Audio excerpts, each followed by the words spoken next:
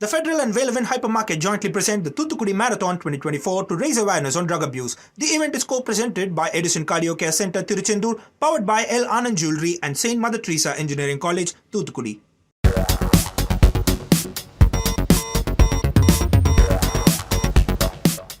Hello and a warm welcome to Federal's special program, Capital Beat. Karnataka Governor Thawarchand Gehlot this morning sanctioned the prosecution of Chief Minister Siddaramaiah, and this was in the alleged irregularities in the allotment of sites by Mysore Urban Development Authority. Now, just a short while back, Siddaramaiah has termed this prosecution and the sanction as illegal and unconstitutional. He has categorically ruled out the stepping down from the office of the Chief Minister. He says that he will fight out legally. Now, what JDS and BJP have been saying that this is a clear case of corruption, Siddaramaiah should resign, and they are making this into a big issue. But the big questions, because this sanction has been based on a private complaint, and he has been sanctioned under Section 17 of the Prevention of Corruption Act. So we'll try and understand the legal loopholes as well. But the big question is that if the governor has given a sanction for prosecution, the first question we are asking is that is this sanction legal? Because Siddaramaiah says it's illegal, it is outside the governor's jurisdiction. Now, has CM abused his powers? Has he violated the rules? That's also another question we'll try and explore. Have the documents been fabricated, and has it caused a huge loss to the state exchequer? Has it deprived the genuine applicants to get a MUDA site? Those are the big questions we'll try and look out for. But as Siddaramaiah says that he will not step down, but he will take this fight to the court, which means that the battle is not going to be easy on both sides. So we'll try and understand this case and its fallout, its implications. Joining me now is Arun Agarwal, who's a Supreme Court lawyer who's based in Bangalore. Thank you so much, Mr. Agarwal, for joining. We have Vijay Grover, again a senior journalist and political commentator. Thank you so much, Vijay, for joining. And let me begin today's conversation with Mr. Agarwal, because the first question which comes to everyone's mind is that can the governor allow a prosecution sanction like this, or is it something which is outside his jurisdiction? No. The first question is that who allotted that land? Now, the person to be prosecuted is the person who allotted the land. The land was allotted by a committee in which all the various parties were members in that, politicians were members in that committee. It happened during the time of Janata Dal and BJP. So, if at all legally anybody is to be prosecuted, it is the persons or the committee who had allotted the land. It is not their case that Siddaramaiah allotted the land. It is also not their case that it was allotted during the Congress regime. But then why is Siddaramaiah being blamed, Mr. Agarwal? If you could explain this, that why has I will explain this. Door? You see, the land was, the Mudda sites were allotted to the wife of Siddaramaiah. So she is the beneficiary. So if at all anybody is to be prosecuted, it is his wife. He, as a beneficiary, because she might have bribed this committee.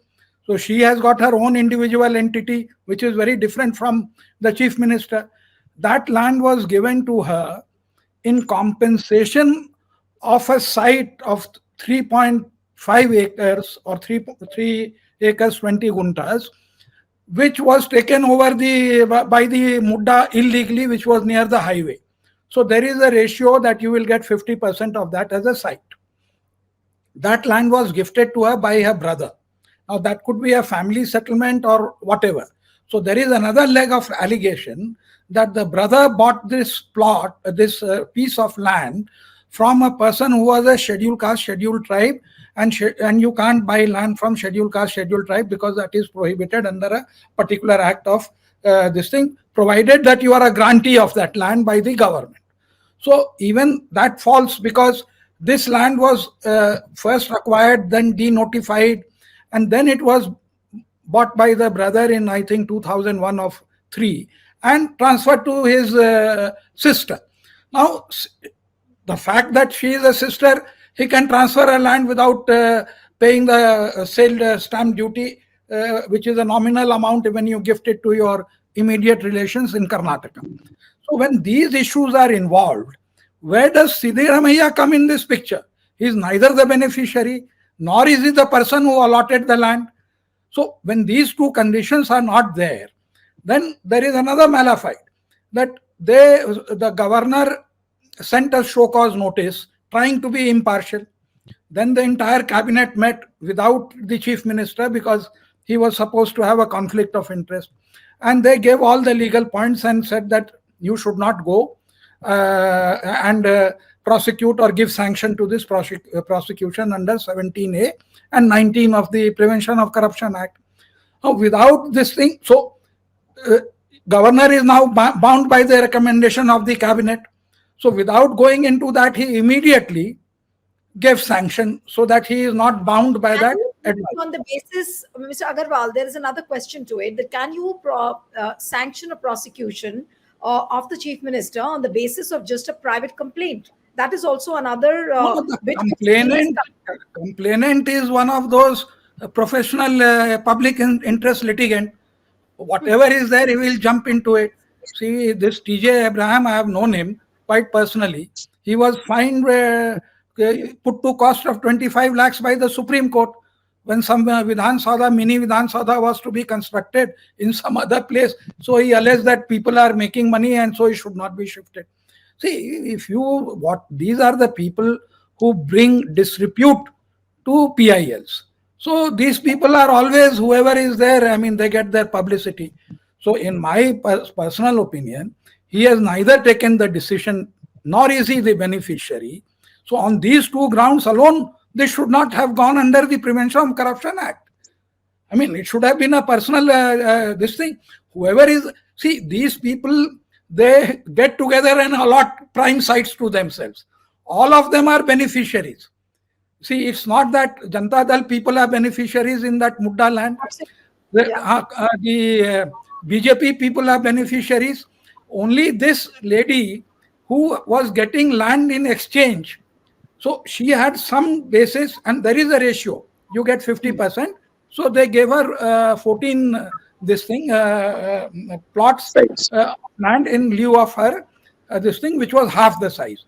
Now, when you monetize it, so that land has appreciated, this land has appreciated. Both Siddaramaiah in his affidavit to the Election Commission earlier showed that land as belonging to his wife, which was the original land, 3 acres, some guntas. And then when it was converted into the sites, he declared it in his this thing. See, so which means, Mr. Agarwal, and then after this, I'll go to Hanif and Vijay. Mr. Agarwal, this last bit with you, that so if Siddaramaiah challenges this case in the court, will it hold scrutiny? I mean, will it stand the waters if it's challenged in the court? See, I don't know. There was a committee already appointed. So that committee will give a report. It doesn't look proper that the chief minister should be suing the governor and vice versa, though this has become a trend all over the country. Wherever there are non-BJP governments, there is not a single case where the governor and the chief minister in BJP ruled states have sued each other or some decisions have gone against each other. So this is the general way of governance and going on with this thing. I don't think this is a very bona fide decision. That's all I would like. Okay. So I'll come to Vijay with the same question, that how do you see the politics playing around this case, Vijay? Is it something in the direction of derailing the Karnataka government completely?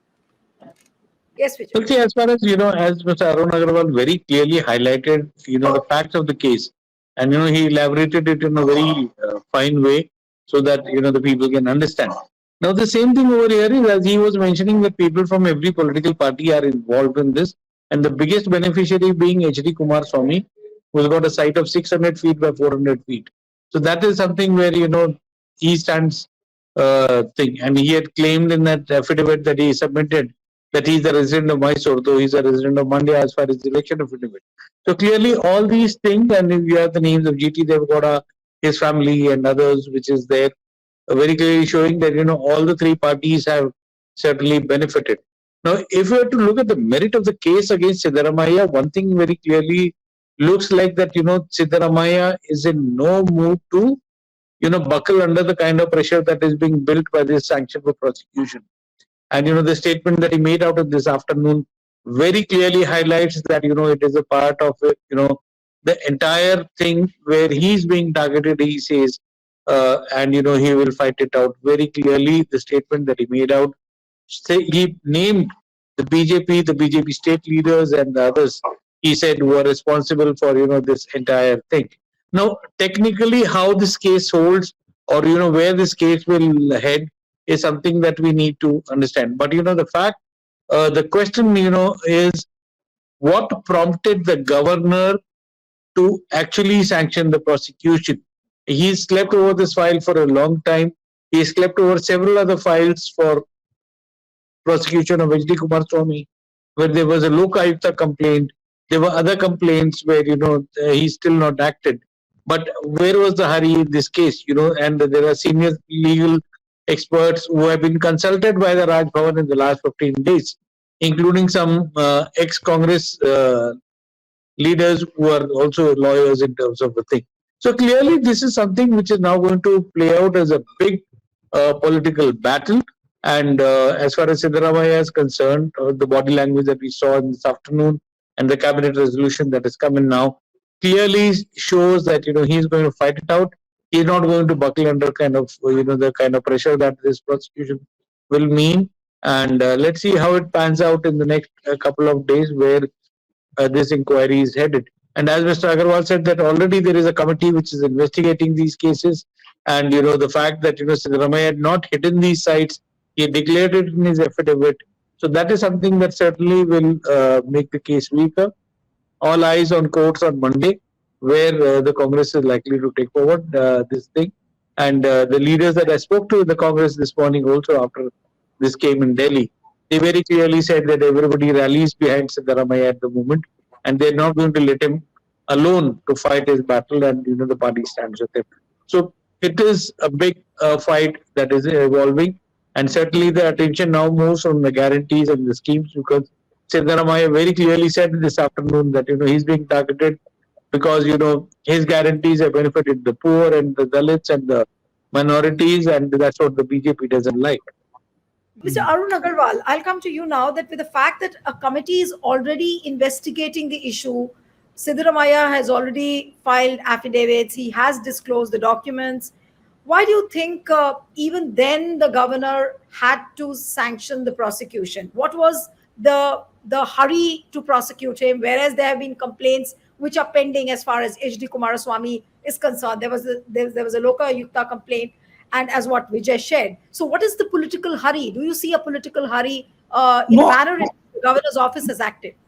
No, I cannot understand the basic fact that you prosecute the person who has taken the decision due to which some benefit was passed on to somebody else.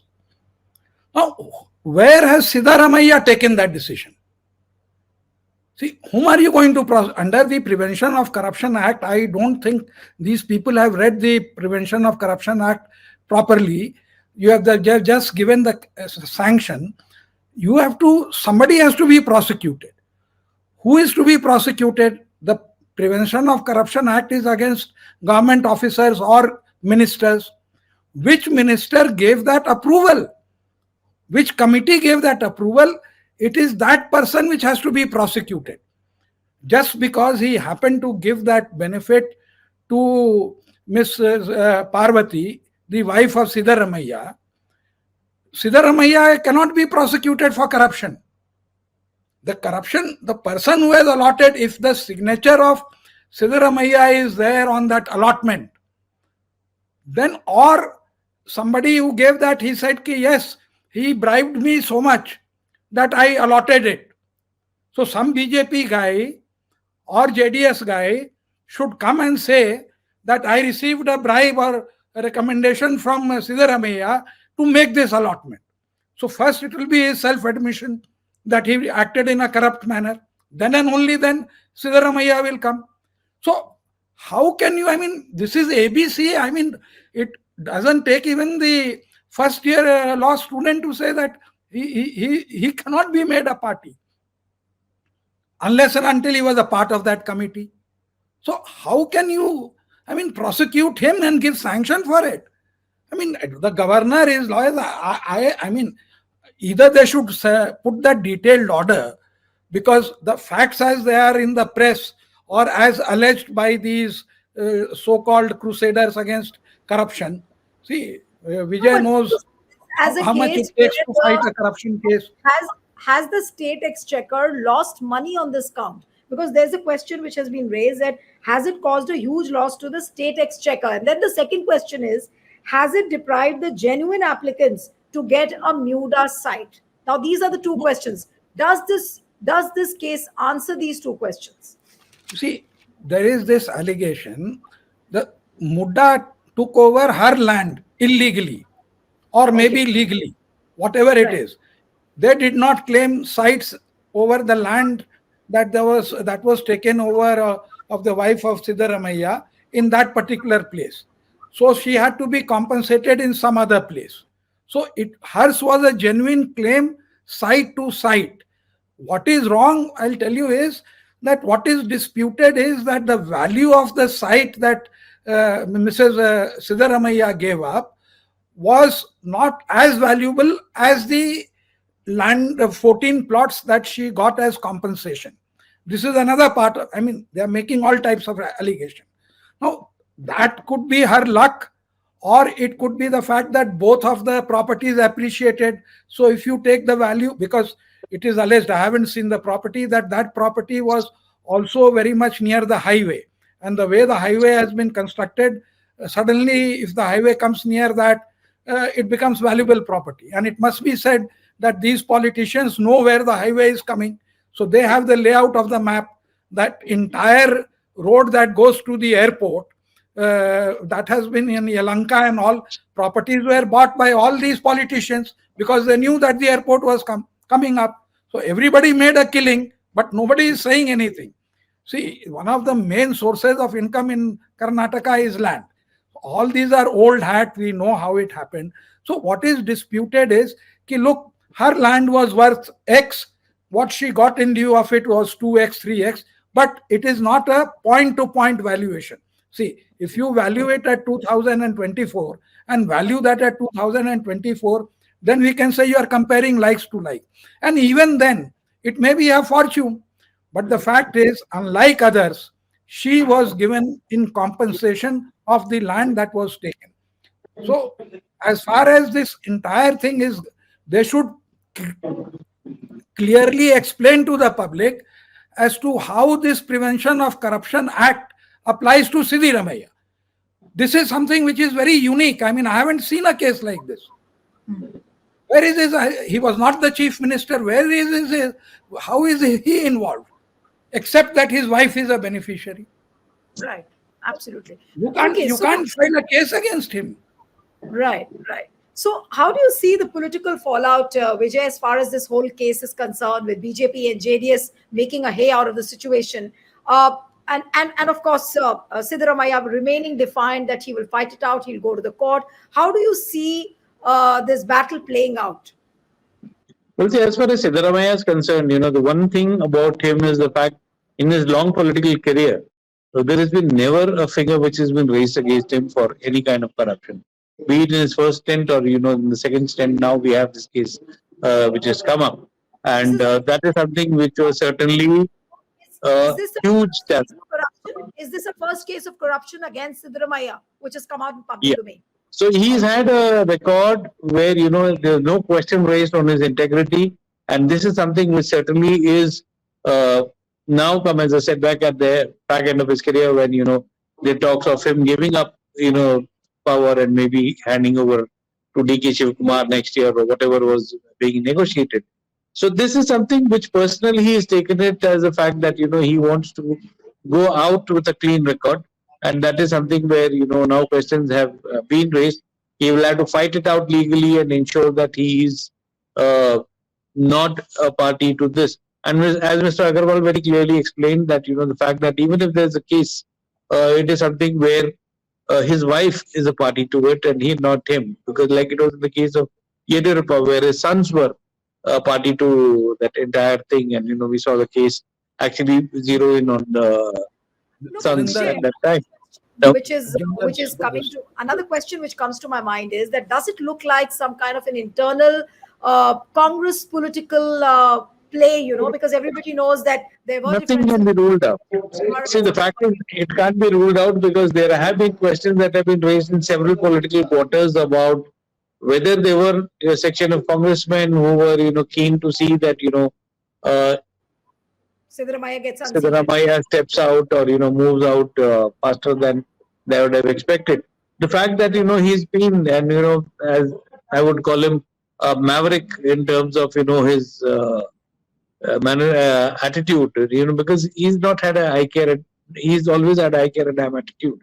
And, the way he's handled the bureaucracy and government, and he's been very clear on his finances and, the kind of 16 budgets that he submitted, presented in the state. So he knows what he's been doing, how to run the state, how to run the governance. Unfortunately, it's now come that, he's had to defend himself in this kind of a case. And as you had asked the question to Mr. Arun Agarwal, whether the state exchequer lost, certainly there was no loss to the exchequer because development of sites was the responsibility of the MUDA and it was passed by the entire corporation at that time that, this was done for civic benefit. And there was no gain for him or having taken somebody's right because the 14 sites that were given were compensation for the land acquired from him. So that way it is not something that, a strict case falls out. No, but Congress has a history of, whenever such kind of charges come up, people do step down. And as what we saw in UPA 1 and 2, and second, significantly in the second tenure of UPA. So do you think that the central leadership of Congress will ask Siddaramaiah to step down in this particular case? Or because he's defiant, he's saying that he's going to fight it out in the court.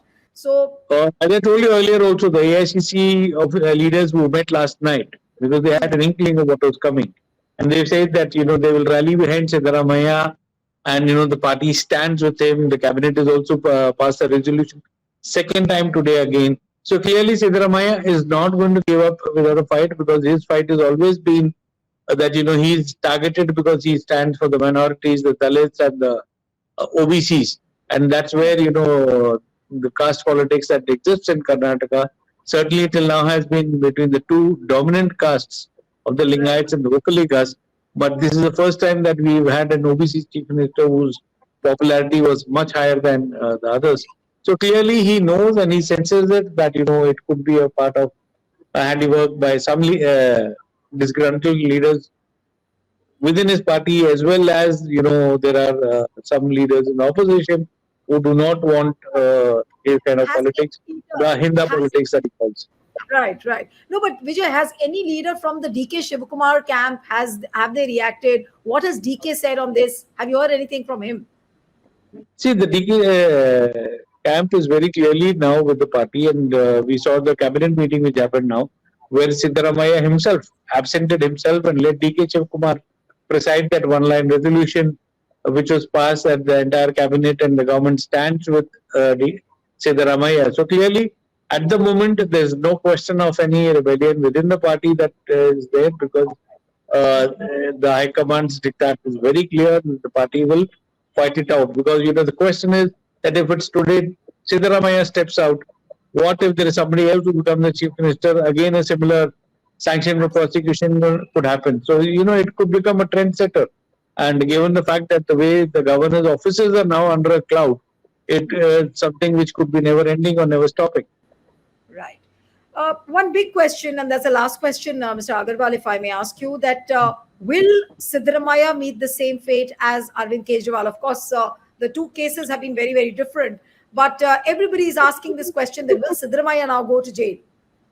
Not at all. You see, Siddaramaiah, Congress will be scoring a self-goal if they remove him. He has a reputation of honesty, unlike other people who are deputy chief ministers, etc. He really commands a reputation of being honest. He is very competent. In spite of spending 50,000-60,000 crores on the 5 social benefit scheme, he's still running the state in a proper way, not with a runaway loan and things like that. He's finding it difficult, but he is running it. He has an idea of finance which others don't have, and he comes from the community which is backward and which is considered deprived. So all these things are not there with others. And there is another thing, that people feel that there will not be runaway loot as long as he is the chief minister. That much of this thing he has. And mind you, he comes from the socialist fraction of that original this thing, where he was with JDU, and then he had to split because of nepotism and all that. So, and he's not been a chief minister, he has been also a minister for a very long time. Absolutely, So, absolutely. so He's if the Congress does not stand behind an honest chief and a capable chief minister, then against who is this thing? It's like, say, Sukhu commands that image in Himachal Pradesh. Right. No, but Mr. No Agarwal, question. the questions now that when he challenges this case in the court, what are the 2-3 big premises on which Siddaramaiah is going to approach the court? Now, will he challenge the governor's jurisdiction? Because he's been saying that the sanction is illegal and it is not under his jurisdiction. But then the other side would say that the governor has discretionary powers. So, will he be able to prove his case on this front if he challenges the governor's decision? No, he has to. Yes. You see, he has to. The governor has to show the legal advice on which he has challenged, and how Siddaramaiah is a party to that corruption. That is first thing he has to do. Second thing is, he has to act on the advice of the cabinet. He issued a show cause notice, and the moment the cabinet met without the chief minister and sent a recommendation, 2-line recommendation, that this is not acceptable, this is not on, and they went through it, he immediately gave sanction. So that shows his hurry and malafide. Had he sat over it, had he given her this thing as to why he does not consider the opinion of the cabinet binding on him.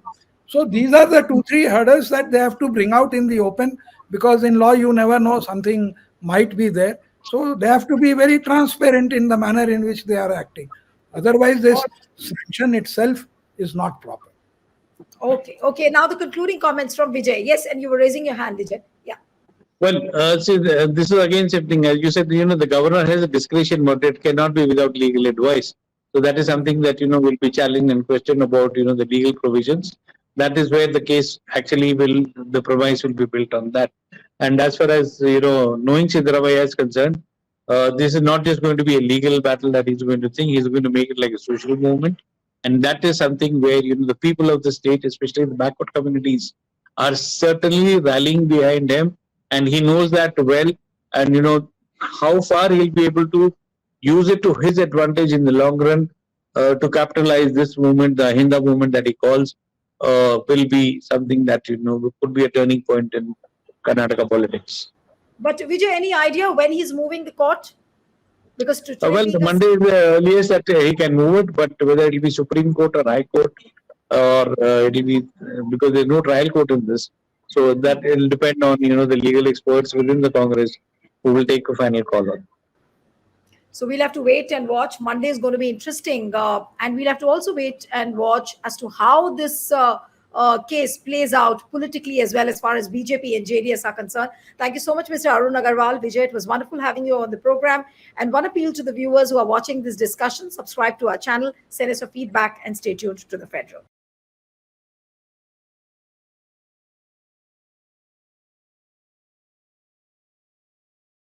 The Federal and Relevant Hypermarket jointly present the Thuthukudi Marathon 2024 to raise awareness on drug abuse. The event is co-presented by Edison Cardio Care Center, Tiruchendur, powered by L. Anand Jewelry and St. Mother Teresa Engineering College, Thuthukudi.